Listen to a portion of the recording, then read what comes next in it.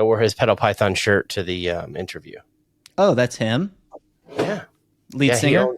Kevin Wassmer owns Pedal Python. Okay. I didn't know. I actually had never heard of Pedal Python. Oh, okay. So Pedal Python's fucking dope. It is a cable management system that is like this mesh stuff. Oh, so it's pedals as in guitar pedals. Correct. Okay, got you. All of your cables for your guitar pedals from your pedal board into the snake, and then they go from the snake to the outputs wherever they need to go. Beautiful. So, yeah. Beautiful. Yeah. So just a better organization type deal. Absolutely, yeah. He is an independent. What's the word? He has the patent and all that shit. Right on. Yeah. Good for him, man. Yeah, that's what I said. Well, maybe I'll keep that in there. A little plug. Oh no, absolutely. That's why I wore the shirt. That's why I got. Yes. See, now I can just relax. Yeah. So I got. Yeah. All right, here we go. Yes. All right, what is up, everybody? Welcome to the All Punked Up podcast. Got a special guest stopping by once again. It's Bailey. It's that Bailey. Tyler Winters ran out of content, so he calls way back. He goes, let's go on the Wayback Machine. Let's go like 2 years ago when it was just a couple kids hanging out. And now you blew up. Now you're too big for me. You and John Pierman, y'all are too big for me. Well, so I get it. Me and John were starting to drop 2 episodes a week. And yeah, you're right. I'm running out of content, so I have to come ask Bailey for help. No, but hey, real talk. This is a special one, man.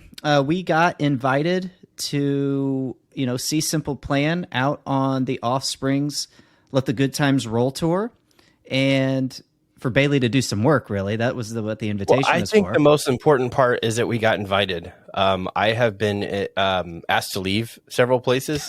Yeah. I have. Hold on, I'm being extra. I'm not on camera very often, so I'm gonna fix my light for my eyes because I'm extra. Ooh, that's see, I just got turned up. There it is. See, we have a baby on the way, so I don't sleep. And see, there we go. Just a little bit of. That's better. We're good. Yeah. See, now it doesn't look like I'm in a cave. Get that shine. But yeah, we got baby on the way. I don't sleep. No sleep for Bailey. No sleep. That was actually about us. I don't think y'all do that, but no sleep for Bailey's. But yeah. We were Squirrel. Who's got ADD? We were invited. You do. I have been. Sorry. Go ahead. I have been. Very excited about lots of events. I have not been invited to lots of events. We have spent the better part of our adult lives cutting our teeth, so we could be invited to events. And this was huge. Man, it's beautiful to be able to be a part of the machine instead of just a spectator, because you almost, I feel like I get to give back. Like, you have given me so much. I want to give something to you. And that's how I feel my photography is now. So it's just amazing to be able to go under the All Punked Up name. It's by fans, for fans. And now we get to talk to musicians and document what they do. And it's just bonkers. Yeah, it is really nuts. But what Bailey's getting at, man, we grew up listening to the Offspring, Sum 41, Simple Plan, and they're out on tour right now on the Offspring's Let the Good Times Roll tour. And so their people reached out to us, asked if we would be interested in going out. Bailey's like, hell yeah, I'll go out. I'll take some pictures of the bands. But while he was there, he got the chance to talk to, it's like such an awesome setting for one. So if you're listening to this on the pod, make sure you go to YouTube and check out the video, because it's like I want to say it's like a nice casual sit down talk, but they're standing the whole time, but it's outside. You can hear stuff in the background. It's just almost like you caught Simple Plan drummer Chuck Comeau and you just ran into him and you just struck up a conversation. And I love that. It's just a genuine conversation. It's about, I think it was like 17, 18, 20 minutes or so. And it was just interesting. Hearing his aspect. It was really down to earth. He super genuine, and he was self-aware. He knew the moment that he was in, and they know the moment that they are in. And those are the things you talked about too, which is really cool. Man, I had a brain fart during this interview, and there are a couple things that didn't work. Tyler knows that when it comes to equipment, I'm extra. So I freaked out the entire time, and I told Tyler it was unusable. And yeah. So, dude, I was like, how bad can it possibly be? But you're like, it's unusable. And I trust your judgment because you're a big audio guy too. And you're big into equipment. So I'm like, geez, it's got to be like terrible. I was like, just send it to me and let me check it out. Because I'm confident enough if it's decent, I can repair it. I can save it to some degree. It's not going to be like immaculate, like if your equipment was working properly. But to the average listener, probably not going to notice much of a difference. So I get your audio. I'm like, dude, it's fine. You way say that better than I thought. Way better than I thought. Okay, so, and I want to give everybody full disclosure behind the scenes. I have 2 Rode Video Go mics I absolutely love. They're always my go-to. And for some strange reason, they updated the firmware the day before I left for the show. And the Rode mics have always been phenomenal. They were dummy-proof. Every person that uses the Rode mics just goes nuts for them. However, we found out that when you update the firmware, it resets the factory settings. So in this interview, we're both wearing Rode mics, which would have had brilliant audio, much like the audio that we're listening to right now. Also, I have a onboard mic, a tiny mic that's on a DJI vlogging camera, and then I'm wearing a lavalier. Both of these microphones are at least 5 feet away from this man. And I'd set up everything that I needed to. I had this beautiful preview on my camera and this, that, and the other. And then for some reason, when it came time to shoot, the mics failed, which is sad because, again, I keep saying I cut my teeth doing these. I had every camera that you can imagine in my bag, every tripod. But I was just like, oh, no, this will be fine. And then 5, 4, 3, 2, 1. Hey, are you ready to go? So the Rode mics didn't work. But even if we didn't get the interview, I'm proud of the conversation, and I hope that one, I want to use this interview to inspire people where you can be a teenage dirtbag, but if you get your life together and you flip it around and you add value to the world, then you can interview the people that inspired you to be a better person. And 2, even if all your equipment fails, we're still going to find a way to get the job done. And it's funny that you mentioned inspiration because I feel like that's the theme of this interview with Chuck. A lot of inspiration talk happening. So yeah, Bailey, I think we should just go ahead and get to that interview. You ready? Oh, I'm just going to tease it just a little bit more. Just okay, a little we'll tease it just for a second. Just kidding. No. Wait. And here is the interview. Here it comes. Yeah, man, it's one of the most special things you can do as an artist. You know, when you feel like your music has an influence on people's lives, has an impact. You know, can really connect with people and help them make positive changes in their life, or inspire them to try something maybe they're scared of, inspire them to try something new or chase something, a passion, a dream that they're after. Like we hear that a lot from people. Like, hey, you're the reason why I started playing drums, which is that's pretty basic, right? They saw me play drums, they want to play drums as well, or you made me want to be in a band, which is awesome. But then you get other people that are like, man, I was in a tough situation, and your song just helped me get out of it, you know, and just kind of, they gave me some empowerment to be strong and to get through like a sickness or an illness or my parents dying, whatever. You see so many people telling us that, like, because of you, like because of your song, I was able to like chase this dream that I had, and it gave me the courage. And it's hard to imagine when you write a song, when you start a band in your parents' basement, that you're going to have that kind of impact. And sometimes I always wonder, do people really exaggerate? Do they really mean it when they say like, oh man, like this song like saved my life, literally? And you always wonder like, okay, they're probably a little exaggerated, but when you hear it over and over again, it just kind of starts to sink in that music really has that kind of power on people. And it's not really like us per se, it's the art, it's the music, it's the feeling you get when you hear a song, when you go see a show. It's not really me because the way I play drums or whatever. It's more like the concept of of music being powerful and being able to move people and make them overcome difficult things in their lives, you know. I'm sure that you have passions, I'm sure that you have interests, but what is a place that you can get fulfillment and escape? Because you're an escape for so many other people, not you. Right. Well, that's a good question. I guess I'll answer your first question that you asked, like what else I would have done. I think when I was a kid, I wanted to be involved in sports. That was my favorite thing. I wanted to be a pro hockey player. That was my dream. And from Canada, yeah, Montreal, born and raised. So like everybody, that's sort of the normal, like that's what people sort of dream about. That's Sure. kind of like the cliche maybe. But did every hockey player want to be a rock star? That now that I've been, in a band and I had the chance to meet a lot of pro athletes, it's exactly that. Every pro athlete wants to be a rock star. Every musician wants to be like a professional athlete. I'm not going to get too close, but you have all your teeth, so we're doing well. Yes, right? we're good. Yes, I didn't play that long of hockey where I had any trouble with it. I still play now, but my point was sports was a really big thing, and I realized that around 13 years old that maybe it wasn't going to happen for me, and music just came in my life right then, and I literally I stopped playing hockey, I stopped doing anything else. I was doing tons of sport like tennis and ski and everything, and I just stopped everything. And my dad told me it was crazy, like from one day to the next, you didn't completely stop and just focus on music. That was my sole purpose. That's all I wanted to do. That was my sole focus.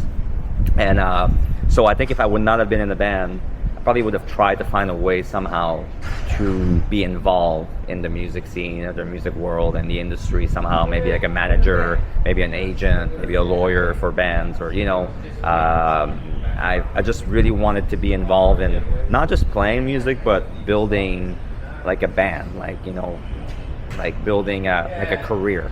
How do you go from playing in your garage, in your basement, to like headlining stadiums or festivals or arenas or whatever? That was really interesting to me. I think I would have tried to find a way to be involved somehow in that business, in that industry. I was a music journalist for a while, so I did interviews, with people, and that was really cool. But I think I would have wanted to be more on the other side of like being involved with the bands. And now, where do I find escape and passion? I think it's funny. It kind of went full circle. It's in sports. So I really enjoy playing tennis again. I started playing golf about 10 years ago, and I'm very serious about it. I try to really get better. That's really fun for me. I love reading. I find mostly nonfiction stuff that helps me with the band, like get ideas and whatever. But I find that for me to learn about like people's lives and what they've done and the choices they've made and their whatever strategy they use to achieve their dreams, that's really interesting to me. So I like that. And I think being a dad is the other thing that I spend a lot of time doing right now. My son is 8, so this has become a gigantic part of my life. So being involved in that and getting better at that, and doing it in the most like heartfelt and enthusiastic way that I can is really my sort of purpose right now. We are very close in the sense of the ages of our children, and it's beautiful to be able to relate, but I think that there's another layer. Your art, as in like the entity, right? The whole band, because everybody's important. They have to be, and I'm just so grateful that you're hanging out with me. My pleasure. It's one of my goals for my son not to sing Perfect About Me. Right. Have you thought about that? Yeah, of course. It's interesting how the song, we wrote it, and it's interesting because it's probably one of the most known songs that we've made, and probably one of the most, I would say, powerful lyric that we ever wrote in our career. And it's very simple, right? I'm sorry I can't be perfect, and everybody can relate to that. And I thought it was, when we wrote it about trying to be in this band and trying to explain to our parents that, it wasn't just a hobby for us. We really wanted to pursue this. It was important. Like, we had to. It wasn't just a little phase or something. And I think for them, coming from being like, they all had, like, my mom, did all her PhD, and my dad was a lawyer. So for them, it was very important that we went to college and we graduated and all that. And I was enrolled in law school. I was going to law school when we formed this band, and I dropped out to focus on the band. And I remember this conversation where the song came from was like trying to explain to them, like, I know you think that's crazy and you think that I'm making a big mistake, but law school will always be there if I want to go back. But this chance right now, this dream that I have, in 5 years it might not be possible anymore. I have to give it a shot. So they were extremely supportive of the band. Like, we've been practicing in my basement for 10 years, you know, with the music blaring, and like they've given us money to make demos, and they drove us to shows, and so they were not like the kind of parent that Perfect is really about, you know. Like I think we made the song a bit more dramatic, but the inspiration came from one kind of a fight one day where I was explaining to them, like, hey, I'm gonna do this, I don't care if you agree or not, I need to do this.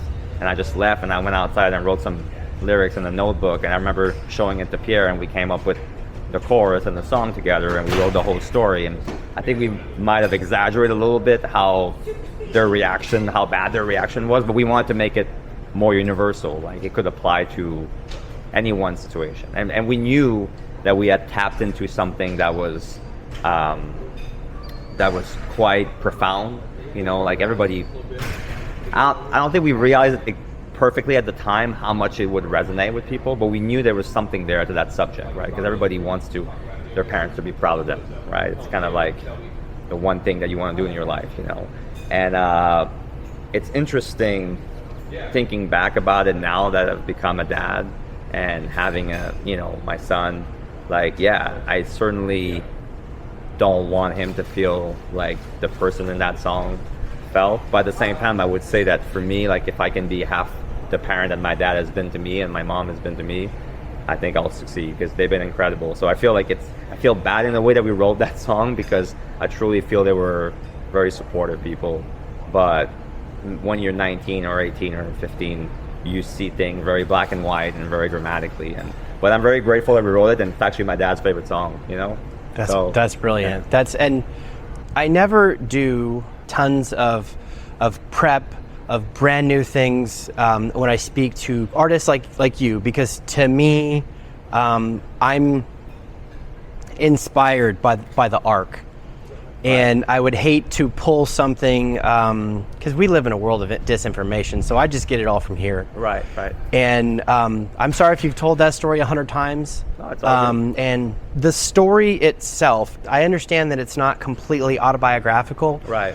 But it does resonate with so many other people, and I hate to be cheesy, but it is a perfect song in the sense that it can reach that many people. And I think we were very fortunate to live in a bubble at that time where Blink-182, Stay Together for the Kids was popping just that time as well. Right.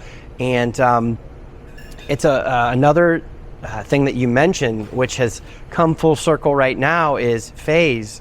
And we are living right now, and your art and these artists are the perfect, sorry, I have to stop using that word, but they are an amazing representation of, it's not a phase, right? It's a lifestyle. Because I was here in 2002, 2003, just right. wringing wet, screaming the exact same songs that I'm going to do in about an hour. Yeah.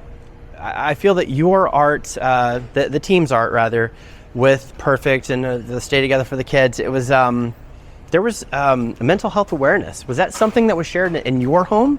Because I feel that opened so many doors right. to, it's okay to not be okay. Right, sure. There was a time where there was a generation where, oh, I'm sad. Well, then you're a sissy, and you just sit there and you just disregard all those feelings. Yeah. And some of those people died of heart attacks because they kept everything in and bubbled and just. But now it's, hey, it's all right.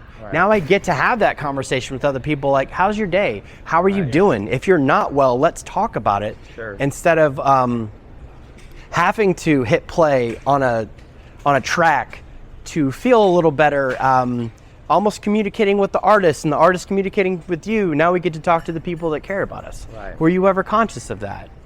I don't know. I want to theorize here and say that this is why society has a different perspective of mental health. But I think this scene, like not just our band, but all these bands you mentioned and the emo scene as well, really, at first, a lot of people were kind of making fun of the lyrics, saying, oh, it's, everybody's crying and everything. But I think that it did have a big cultural impact especially on our generation and the people that were like in high school when these records came out. And I feel like maybe it normalized a lot of guys, especially, being able to kind of express how they felt instead of always trying to repress it, So I think the music maybe in a way entered into pop culture and made people, gave permission to people to be a bit more open about how they felt and made them realize that they were not the only people.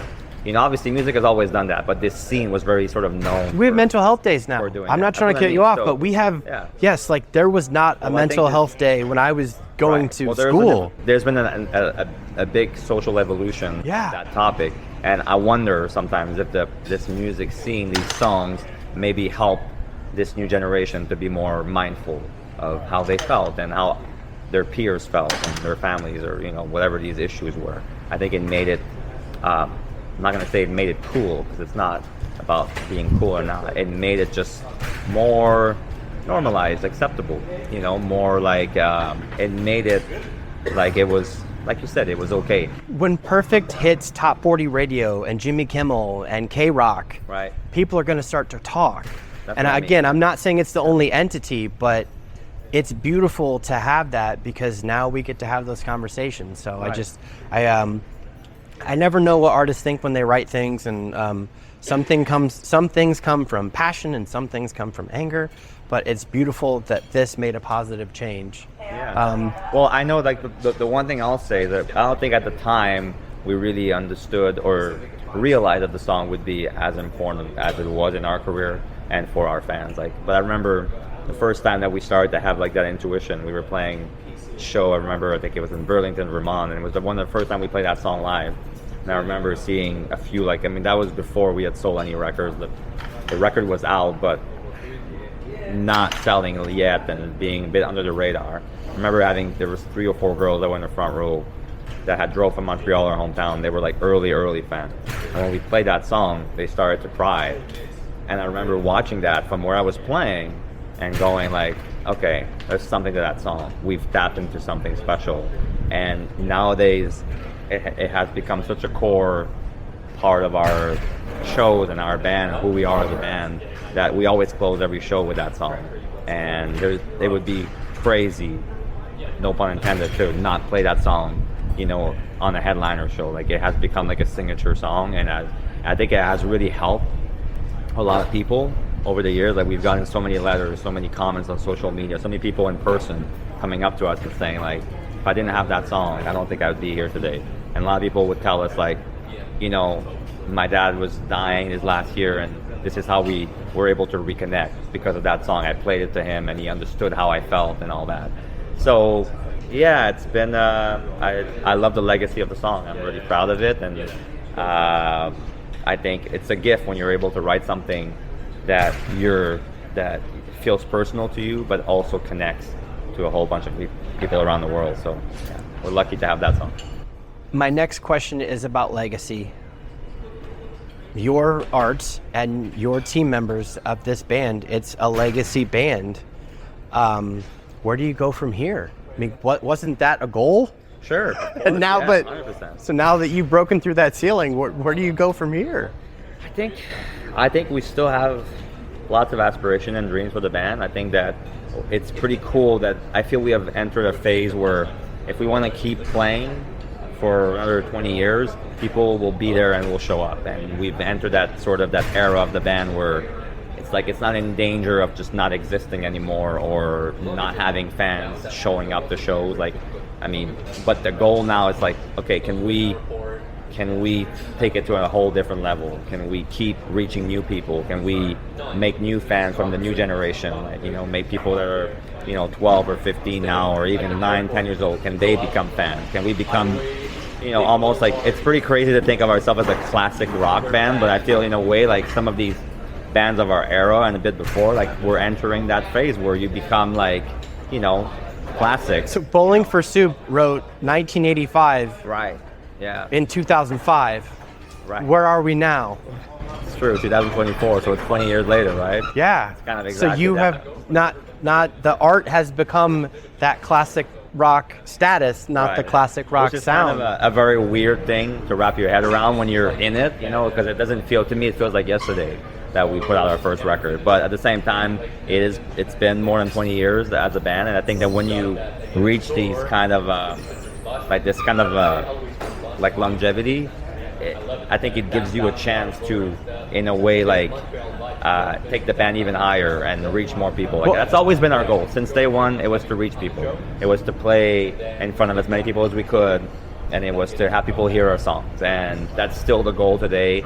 Now, you know, we do it via different channels. Like we're on a TikTok and our Instagram, and we try to show people that maybe never heard of us. Hey, check this out. Here we are. This is what we do. This is the last 20 years of our band. And so I think we're very proud of our past, but at the same time we're very excited about the present and the future and what's next and the new music we're making, and we're proud of the old music. So it's kind of like a really great position to be in right now as a band, and I feel like in a way we're getting bigger every day, so it's kind of fun. As a photographer, I want to give a shout out to your tour photographer, because they are telling an absolutely phenomenal story. Yeah, we're very lucky. We have some very talented girls with us. We are in the Midwest. It is a Sunday. VIP is sold out, and Indiana has nothing less than stellar images of a sea of people, and that's not easy to do in an amphitheater. Yeah. So again, it's on a Sunday in the Midwest at the end of summer. Yeah. School's not in. People have places to go, right, but they still choose to enjoy your art. Thank you so much for hanging out with me. My pleasure. Thank you so much. Pleasure talking to you.